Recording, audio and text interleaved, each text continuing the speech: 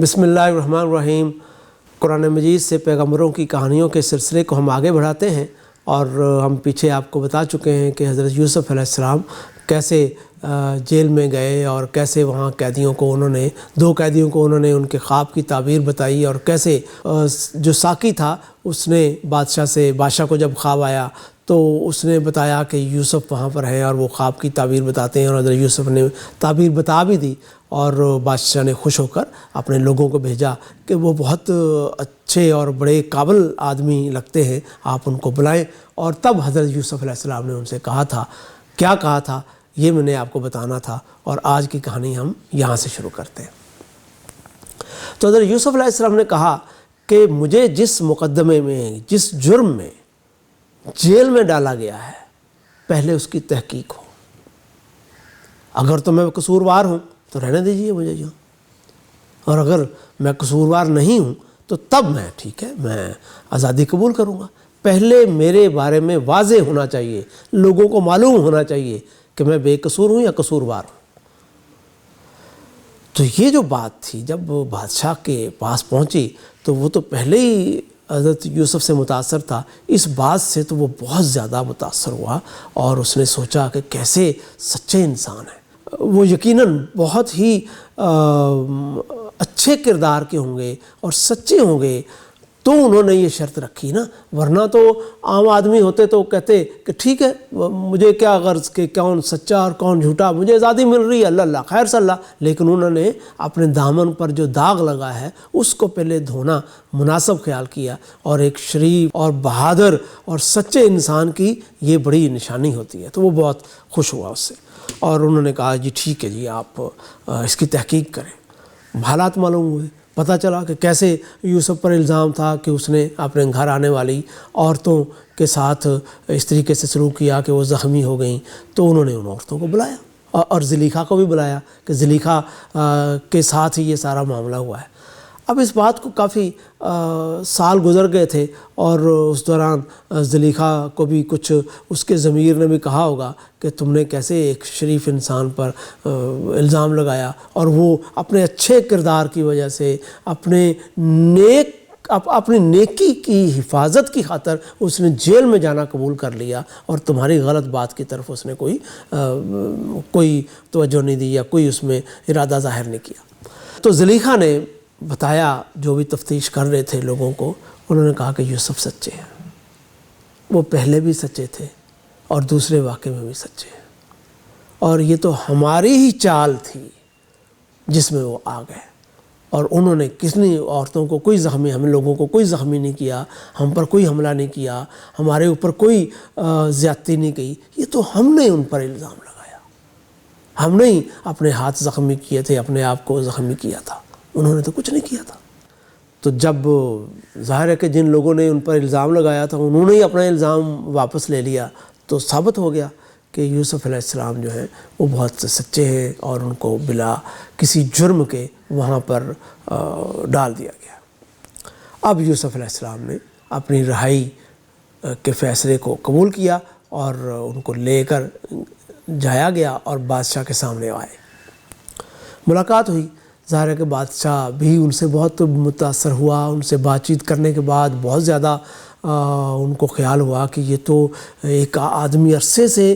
Jail میں رہ کر اس قدر اس کا نالج، اس قدر اس کی سمجھ بوجھ، تو وہ بہت اس نے کہا کہ اگر آپ مناسب خیال کریں، بلکہ حضرت یوسف علیہ السلام نے خود ان کو توجہ دلائی کہ اگر آپ چاہیں تو جو آنے والے وقت ہیں جو قحط کے ہیں، اس میں آپ کی معاونت کر سکتا ہوں، میں اس معاملے کو سنبھال سکتا ہوں، تو آپ یہ ذمہ داری مجھ پر دے سکتے ہیں، اور میں انشاءاللہ اس ذمہ داری کو بہت اہلیت کے ساتھ پوری کروں گا۔ تو بادشاہ تو پہلے ہی شاید چاہتا تھا کہ یہ اس طرح کا کوئی انسان مجھے مل جائے جو کہ آنے والے یہ جو بڑے خطرناک حالات آ رہے ہیں اس کو ہینڈل کر سکے۔ تو انہوں نے حضرت یوسف علیہ السلام کو اپنا ایک، آپ کہہ لیں کہ جیسے وزیر اعظم، بہت اعلیٰ عہدے پر، تمام وزیروں سے بڑا وزیر ان کو عہدہ دیا، اور اسے اپنے ساتھ رکھ لیا۔ اب حضرت یوسف علیہ السلام جو کہ بھائیوں نے جن کو جان سے مارنے کی کوشش کی، جو غلام بنا لیے گئے، جو غلام بنا کر گھر آئے، جس گھر آئے وہاں پر لوگوں نے ان پر تہمتیں لگا دیں، ان پر الزام لگا دیا اور لوگوں نے ان کو جیل میں بھیج دیا اور جیل میں وہ کئی سال رہے، اور وہ یوسف صبر کرنے کا ان کو یہ پھل ملا کہ اللہ تعالیٰ نے انہیں اس ملک کا سب سے بڑا عہدہ دے دیا۔ اب حضرت یوسف علیہ السلام اور زیادہ وہاں پر کام کرنے لگے، اور بادشاہ تو ان سے اتنا خوش ہوا کہ لگتا یہ ہے کہ بادشاہ نے بھی ضرور اسلام قبول کر لیا ہوگا، ان کی بات مان لی ہوگی، کیونکہ اس نے کہا کہ اب بس میں تو اللہ اللہ کرتا ہوں، اب ملک کا انتظام تم ہی سنبھالو۔ تو لگتا یہ ہے کہ حضرت یوسف علیہ السلام وہ ایک طرح کے پورے مصر کے حکمران بن گئے،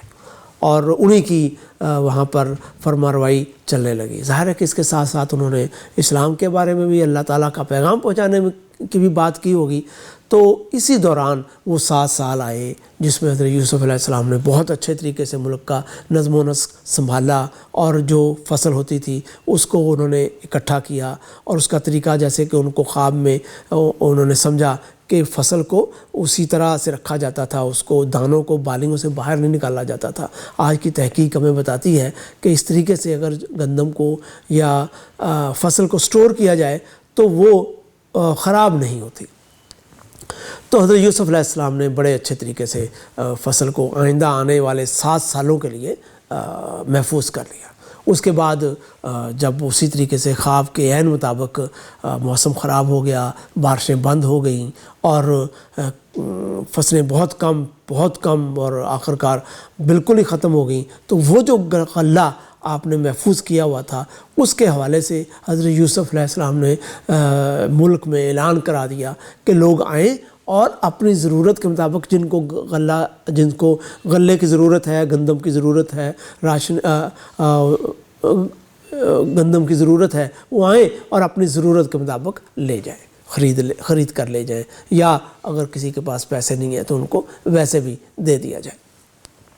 اور آپ نے یہ بھی قانون ایک خاص بنایا کہ ایک فرد کے لیے 1 سال کے لیے یا جتنے بھی مہینے کے لیے وہ آ سکتے ہیں ان کو اتنا غلہ ملے گا، اور اس کے مطابق ان کو غلہ دیا جانے لگا۔ اب کہانی آگے چلتی ہے اور ہم حضرت یوسف علیہ السلام کے گھر کی طرف جاتے ہیں کہ وہاں پر کیا حالات ہیں۔ حضرت یوسف علیہ السلام آپ کو پتہ ہے کہ وہ مصر کے اس حصے سے ذرا دور فلسطین کے علاقے میں ایک کنعان کے شہر میں تھے،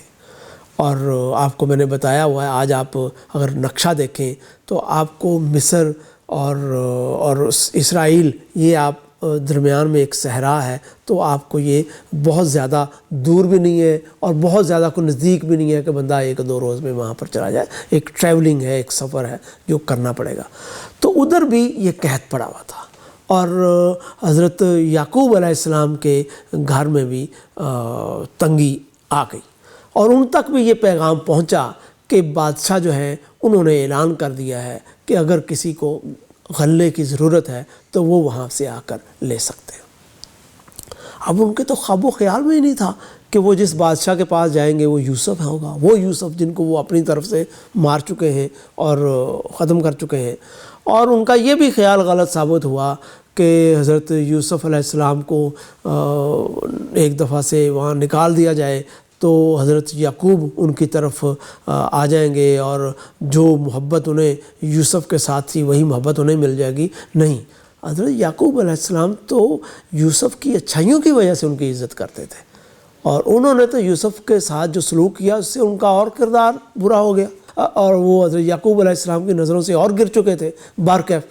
انہوں نے اپنے والد سے کہا کہ ہم جاتے ہیں مصر کی طرف، اور سنا ہے کہ بادشاہ غلہ دیتا ہے، تو وہ وہاں پر چلے گئے۔ وہاں پر آئے اور حضرت یوسف علیہ السلام نے اپنے بھائیوں کو پہچان لیا۔ پہچاننے کے بعد انہیں یہ نہیں کہا تم وہی ہو جنہوں نے میرے ساتھ یہ سلوک کیا ہے۔ آپ حضرت یوسف علیہ السلام خاموش رہے، بلکہ انہوں نے اپنے ملازمین کو یہ حکم دیا کہ ان کا خاص خیال رکھا جائے، ان کو اچھی جگہ ٹھہرایا جائے، اور ان کو بہت اچھا غلہ دیا جائے اور زیادہ دیا جائے، یعنی کہ تولنے میں ایک تو ہے نا باپ نے بالکل برابر دے دیا، آپ کو 10 کلو چاہیے تو آپ نے بالکل 10 کلو دے دیا، نہیں آپ 10 کلو سے بھی کچھ زیادہ دیں ان کو۔ تو انہوں نے غلہ دے دیا، اور غلہ دینے کے بعد انہوں نے ظاہر ہے کہ اس کی قیمت لینے کا جب موقع آیا تو انہوں نے کہا کہ ان کی قیمت بھی ان کو واپس کر دو، اور ان کے جو یہ بھی نہ کہو کہ قیمت آپ لے لیں، بلکہ چپکے سے ان کی قیمت جو غلے کی ہے نا ان کے ساتھ ہی ڈال دو۔ تو یوں حضرت یوسف علیہ السلام کے بھائی وہاں پر بڑے خوش گئے اور چلے گئے، اور جا کر انہوں نے حضرت یعقوب کو ساری کہانی سنائی کہ بادشاہ نے کیسے ہمارے ساتھ اتنا اچھا سلوک کیا اور ہمیں یہ غلہ دے دیا۔ اور جب انہوں نے غلہ اتارا تو اس میں ان کو رقم بھی مل گئی، وہ تو بہت ہی خوش ہوئے کہ واہ اتنا اچھا بادشاہ، اور انہوں نے بڑی تعریف کی حضرت یعقوب کے پاس بادشاہ کی۔ تو اس کے بعد کیا ہوا، اس کے لیے آپ کو پھر ایک دفعہ انتظار کرنا پڑے گا، اور اس وقت کے لیے ہم آپ سے اجازت چاہیں گے۔ اللہ حافظ۔